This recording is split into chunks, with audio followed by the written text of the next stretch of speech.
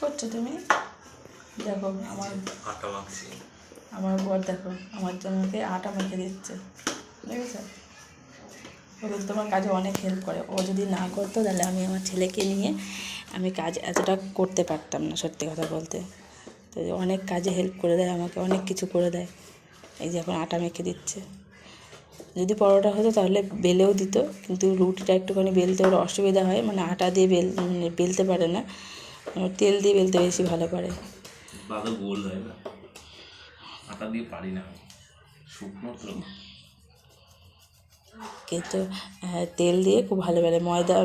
ময়দার হলে পরে পরোটা বা লুচি টুচি হলে একদম পুরো বেলে টেলে দেয়। যেদিনকে পরোটা বা লুচি করবো সেদিনকে তোমাদেরকে দেখাবো যে কীরকম বেলে টেলে দেয়। ও বেলে আর আমি ভাজি। তো যেহেতু রুটি হবে তার জন্য ওই যে সব কিছু পুরো রেডি করে দিচ্ছে, আমি বেলবো আর ভাজবো, তাই তো? কার কার বাড়িতে এরকম বর আছে?